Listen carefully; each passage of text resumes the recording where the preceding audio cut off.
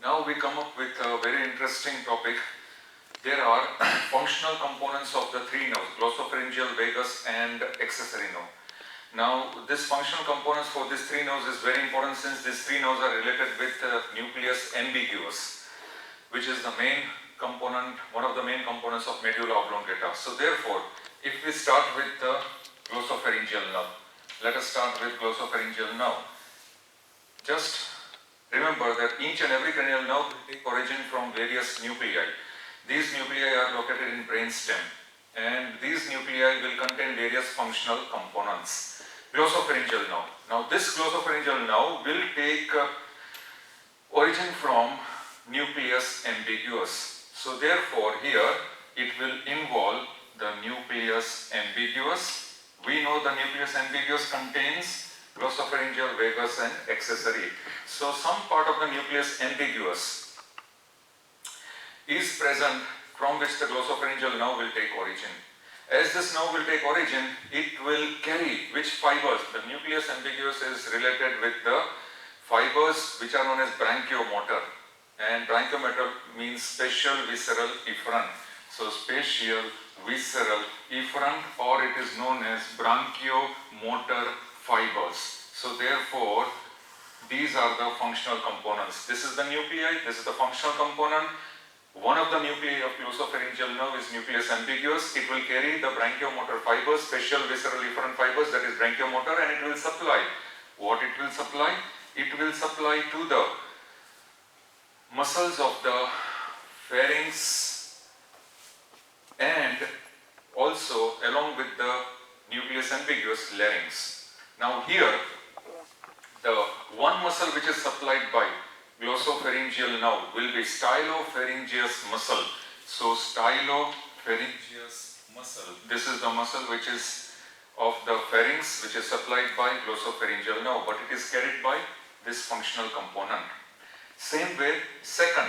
Now the second pattern of the nuclei, which is the second nuclei belonging to glossopharyngeal nerve, inferior salivatory nucleus. This inferior salivatory nucleus, which functional component it will carry? This inferior salivatory nucleus is the nucleus of glossopharyngeal nerve. It will carry visceromotor fibers. And what are visceromotor fibers? They carry general visceral efferent fibers. Remember, wherever the efferent is coming, that means they are motor fibers. General visceral efferent means preganglionic parasympathetic fibers. So therefore, they will supply secretomotor fibers, and these preganglionic parasympathetic secretomotor fibers are supplied to the parotid gland. So this is second nuclei of glossopharyngeal nerve, and second type of functional component. Two nuclei, two functional components, 1 and 2, general spatial visceral efferent and general visceral efferent. Now we come to the two sensory fibers. These two sensory fibers will relay in which nucleus? Sensory, as it is bringing the sensation towards the glossopharyngeal nerve. So they have to relay in one nucleus, and that nucleus will be nucleus of tractus solitarius. This is the nucleus of tractus solitarius. So here, this nucleus of tractus solitarius will have two types of components. What are they? They will have, number 1, general visceral efferent, bringing the efferent sensations, general visceral efferent. Where is it bringing the efferent sensations from? From the same place where it is bringing the gustatory taste sensations from. And the gustatory and taste sensations are known as spatial visceral efferent. So always remember, spatial visceral efferent component, wherever it is coming, it is gustatory or taste fibers. General visceral efferent will be the general sensations it is bringing from those particular sites. Now which are these sites? Glossopharyngeal nerve will supply spatial visceral efferent, gustatory taste fibers it will carry, glossopharyngeal nerve from, now here we put an oblique arrow, so that this will be the common site for both the fibers. So it will bring the taste fibers, glossopharyngeal nerve, from this one, posterior 1/3 of the tongue. This This is one. Posterior 1/3 of the tongue. Along with that, there will be soft palate. These two are the main. So posterior 1/3 of the tongue, soft palate, and along with that, there will be the part of pharynx. So from these portions, posterior 1/3 of the tongue, soft palate, and the part of the pharynx, the glossopharyngeal nerve will bring the taste sensations via spatial visceral afferent and relay in the nucleus of tractus solitarius. Also, it will carry general visceral sensations from all these three places, and those sensations are brought by functional components, general visceral afferent. Where it will relay? Again, it will relay in the same nucleus of tractus solitarius. Here we have finished glossopharyngeal nerve, its nuclei, then its functional components and its distribution. Now we come up with the vagus nerve. Now vagus nerve, that is also very interesting. In case of vagus nerve, first we start with, now if I just rub this and I put here vagus. Now in case of vagus nerve, we start with the nucleus ambiguus, because nucleus ambiguus contains glossopharyngeal, vagus and cranial part of accessory nerve. So ambiguous nucleus. From ambiguous nucleus, which type of fibers it will relay? Spatial visceral efferent or branchiomotor. It will supply to the muscles, those muscles which are derived from the branchial arches. So it is called branchiomotor. And what it will supply?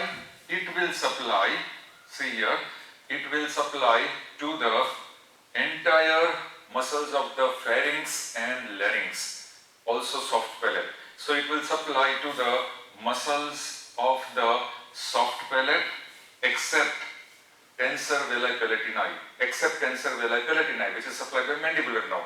Similarly, it will supply to the muscles of the pharynx, and at the same time it will supply to the muscles of the larynx except cricothyroid. Cricothyroid is supplied by external laryngeal nerve. So here, this is the first functional component, the first nucleus of facial nerve. Now second, in the facial nerve, this inferior salivatory nucleus does not come. So there will be involvement of the dorsal nucleus of vagus nerve. So here we fill this with the dorsal nucleus of vagus nerve.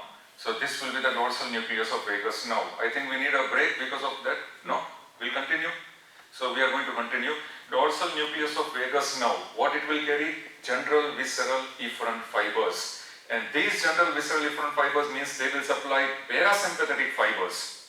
And these parasympathetic fibers, it will be supplying to, remember, it will supply to the heart. Also it will supply to the alimentary system as well as respiratory system. So therefore, these fibers, here I will write here, they will supply secretomotor fibers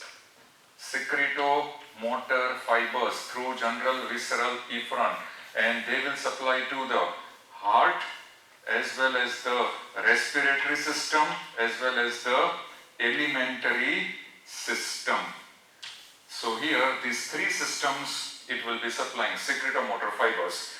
That is called general visceral efferent, and the nucleus of that vagus nerve will be dorsal nucleus of vagus. So two nuclei we have finished, the two functional components we have finished.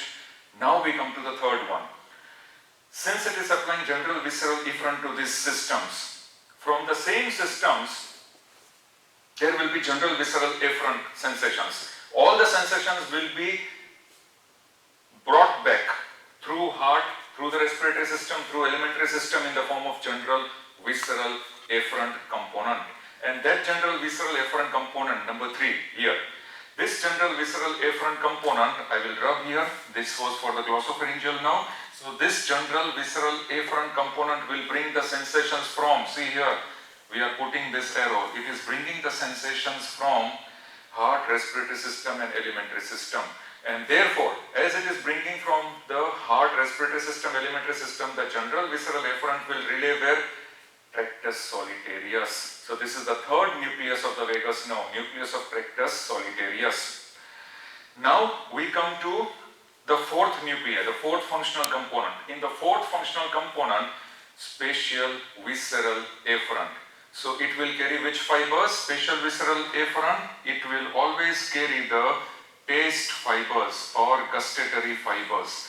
And these gustatory fibers are brought from, they are brought from the posterior most part of the tongue as well as the pharynx and some portion of the larynx. So therefore, from the posterior most part of the tongue, pharynx and some portion of the larynx, the taste fibers, that is gustatory fibers, are relayed through spatial visceral afferent, and they will pass into which nucleus? Rectus solitarius. So therefore, these are the 4 functional components and the 3 nuclei of vagus nerve. Now the last one for the vagus nerve, remember this is the vagus nerve, the last nuclei will be, it will relay in the spinal nucleus of trigeminal nerve. In the spinal nucleus of trigeminal nerve, which is the 5th cranial nerve. As it relays in the final nucleus of trigeminal nerve, it is bringing the general sensations from, this is an important point, it is asked in 1 mark question answer, it is bringing general sensations from external acoustic meatus and also the root of the auricle. Root of auricle, this external ear. From external ear and external acoustic meatus, the sensations are brought to the spinal nucleus of trigeminal nerve. It is also a component of vagus nerve.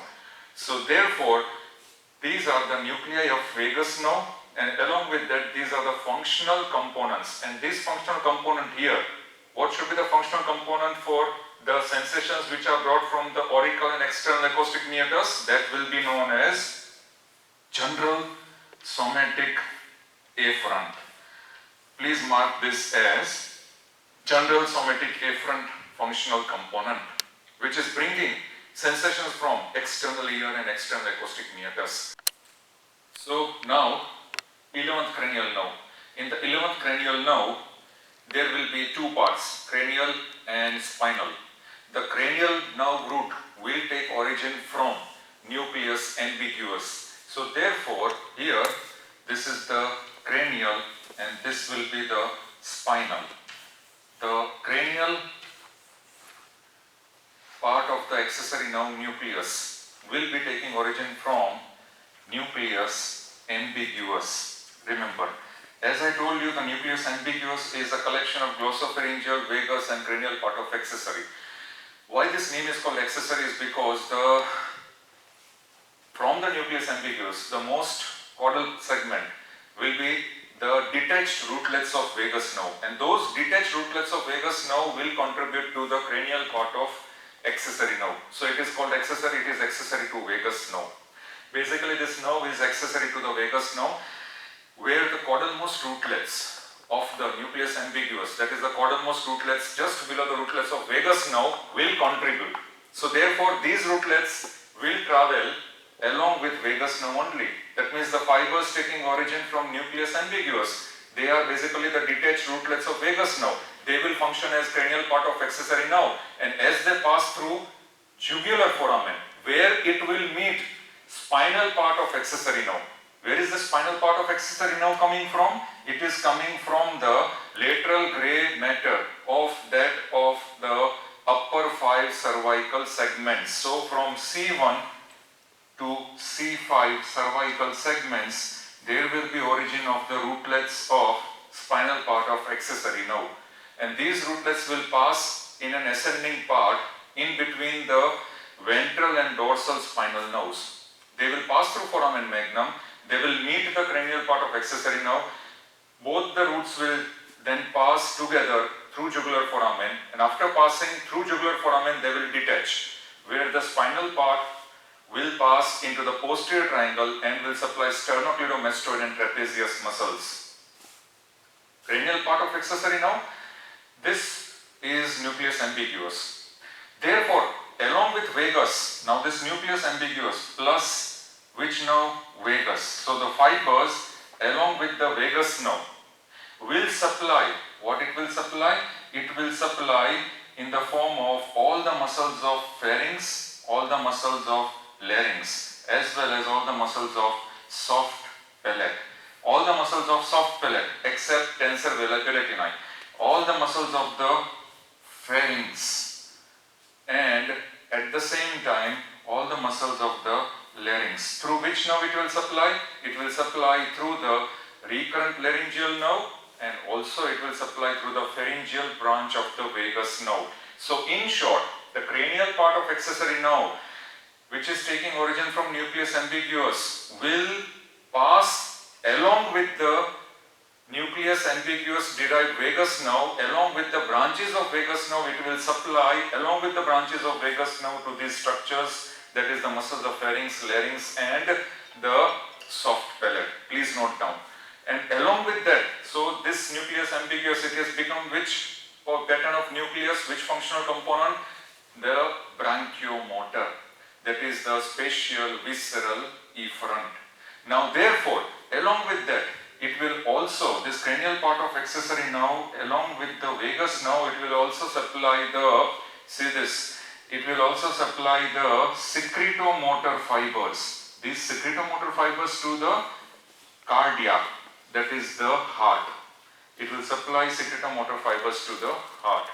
As it supplies secretomotor fibers to the heart, along with vagus nerve, it will also be related with which functional component? It will be related with general visceral efferent component. So here, which component will be there? General visceral efferent component, because this general visceral efferent component is along with the dorsal nucleus of vagus nerve, it will supply to the heart. And nucleus ambiguous, through nucleus ambiguous, it will supply to the muscles of pharynx, larynx along with the vagus nerve. So which functional component will be located here? The functional component which will be located here will be branchiomotor or spatial visceral efferent component. So now if I ask you, or if you are asked in one mark question answer, maybe in MCQs, the following are the functional components of cranial part of accessory nerve. Which are they? They are, number 1, branchiomotor, spatial visceral efferent, and number 2, general visceral efferent component. So same way, please come on this side. If the functional components of vagus are asked, how many functional components of vagus are there? 5.